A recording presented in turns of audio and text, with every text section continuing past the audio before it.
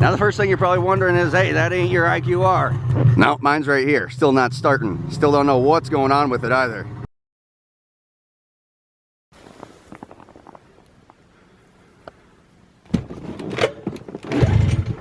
Fucker looks sick though. She won't start. It just seems so weird that started right up just fine, rip it around, had no problems, park it, it's idling, everything's good to go.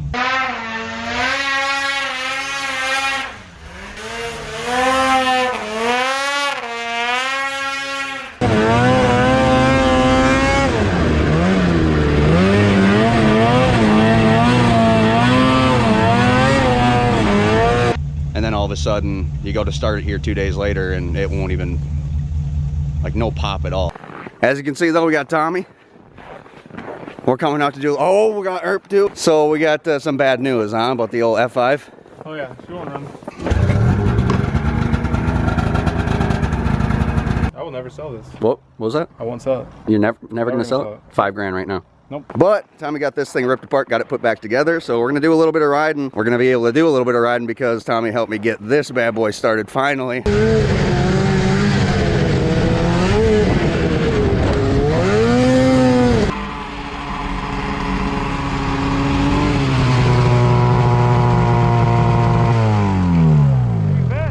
Huh?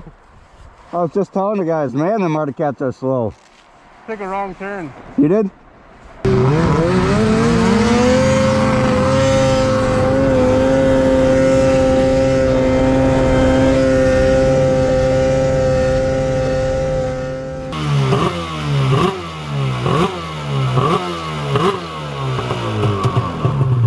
Sounds pretty good. Bikeman Performance can.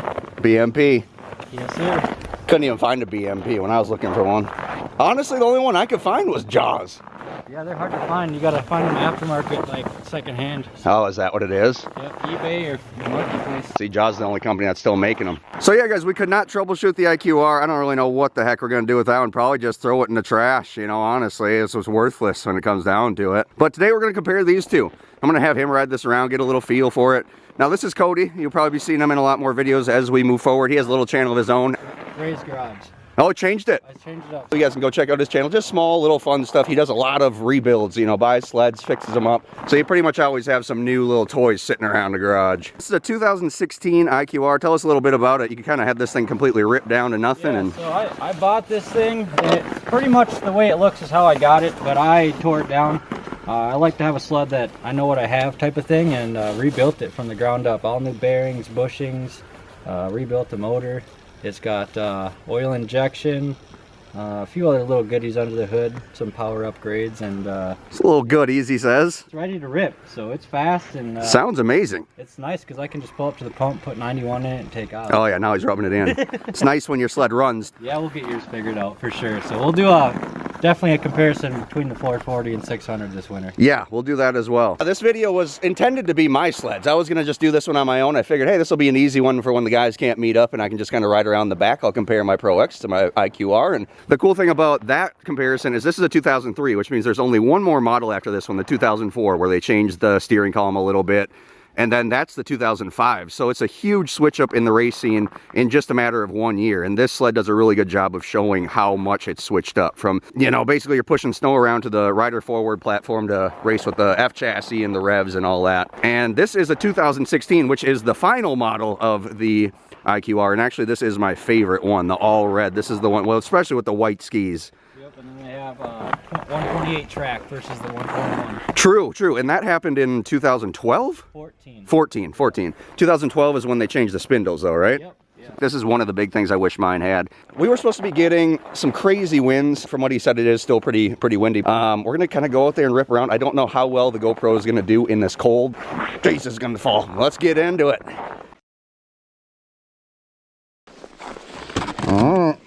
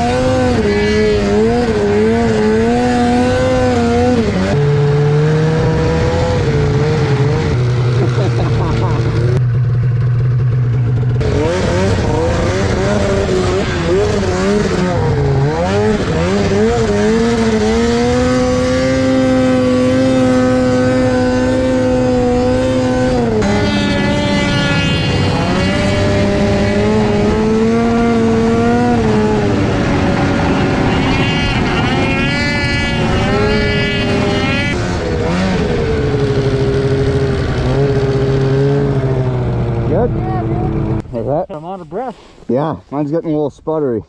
Probably just that bad gas. All the snow probably. Snow too, yeah.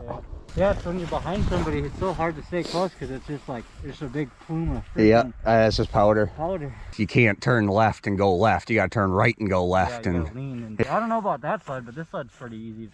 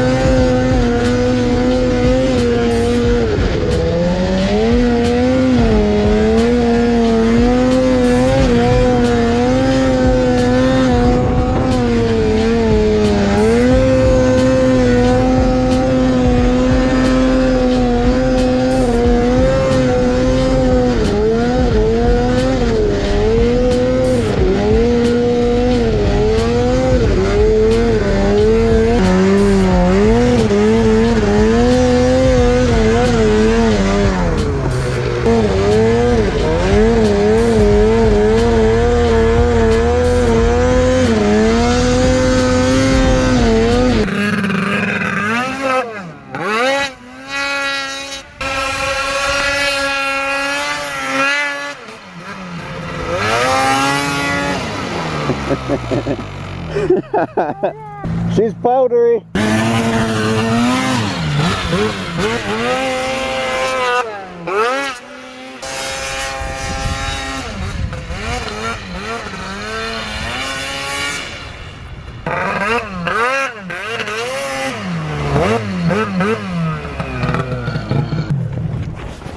That's some good air.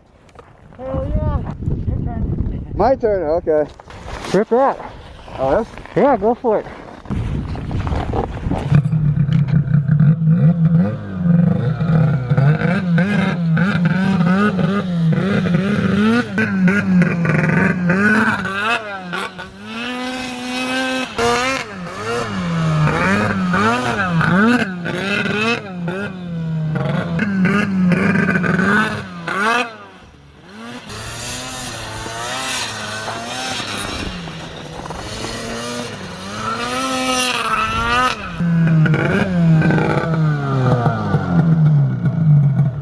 There's a lot of freaking snow here, man. There's like 2 feet at least.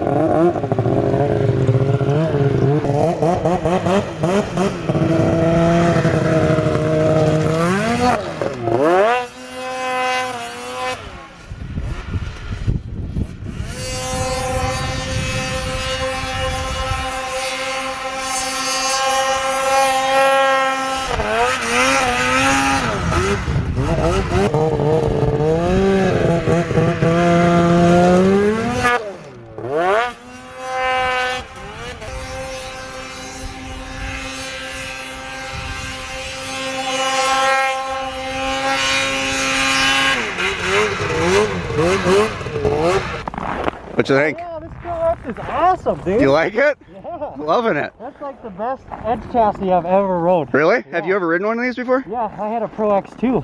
Oh, ProX too. Two It's of 'em. different though with the race model. They changed a few things with it. Yeah, the suspension's way nicer. Way nicer, yeah. And you can completely just switch it up with a couple little clicks. She's completely changes, so Yeah, it's badass. you like it. It's a lot different than the IQR though, isn't it? Yeah, but I mean, if I had to have a backup sled, That's the one to have. Yeah. I really like it. The biggest thing I notice when I get on the IQR is you feel like you're a lot higher. right? You know, like that's probably the rider forward platform though, to push you up on top of those handlebars. Yep. A lot higher, and then the seat bump got me both times I went to get my leg back over it, like denied me a little bit. Yeah, a lot of people trim that seat down because it's so high. I got another seat. It came with the sled. It's the lower one. Nice. So it like kind of hugs the tank and then comes down here Right. and then comes up. Right. I don't like the look of it as much. This one looks a lot more aggressive, a lot more racy, but For a freaking 600, that thing rips, man. especially for being a touring motor, as I was told. It's just consumer motors that you can find in any other Edge or, you know, XC chassis. And then gear it out to be the racing gearing, and that's all we really did to this thing. But yeah, those are the big differences. I mean, obviously the IQR is going to take me a little getting used to once I do get mine running. It is completely different. I've been riding this thing now for 4 years, so there is a difference. But for there being so much age difference between 2003 and 2016, I'm pretty proud of the old ProX there. The 800 that I was explaining, Yep. You've seen those before, the orange ones? Yep. Those ones are real rare now. Those are going for like 5-6 grand when they pop up. Yeah, for a nice one. That would be really cool to get one of those just for like a collector's piece. But man, then you're sitting on 5 grand that you only ride so often. It's a heavy sled, and Yeah, it's kind of a love-hate relationship. It's like you love to buy it, but you hate to have it just sit around. we made her back. She got pretty chilly on the way back. My cheeks were feeling a little hot. Definitely got some icicles in the beard, as always. We're gonna get the IQR pulled over here. We're gonna have Cody just take a look through it. We gotta get that thing running. She can't just sit there with the amount of money we got sitting into it. So I know we didn't get super in depth about, you know, all the differences and all the little things, but you can tell right off the bat, these are two completely different sleds. You will be seeing plenty more comparison between the ProX and the IQR, as those are my two sleds anyways. Today was really about getting Cody into the videos, getting some good riding in. As he was saying, we might be running into some rain here coming up. What'd you think about that? After getting all this nice powder, now we're looking at rain next week. Snowmobiler, that's like super depressing. Yeah, that's yeah, it is. It's just like, man, you get spoiled with all this snow. It's like winter wonderland, and it's like the Grinch is coming and just stomping on our grounds. Yeah. Literally, that's about the best way you can say it right there. In the last video, I was talking about, you know, it don't snow in Minnesota. That's why I'm not going to get a snowmobile. And then we just get dumped on. So then, rain. We get all this snow, piles and piles and piles of snow, and we'll see how much we really get. Of course, the weatherman can't really tell the weather anyway, so we'll see how accurate it is. Right. I believe it when it's here. That's all you can do. Well, that is going to do it for today's video. Appreciate you guys tuning in. If you do enjoy the content, make sure to subscribe. With that said, guys, keep her tuned for the next one.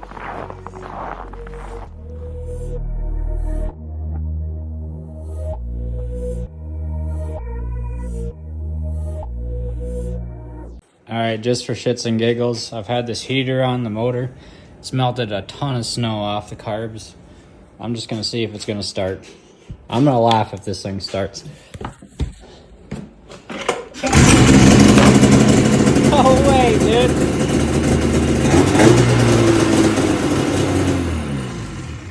Freaking first pull, man.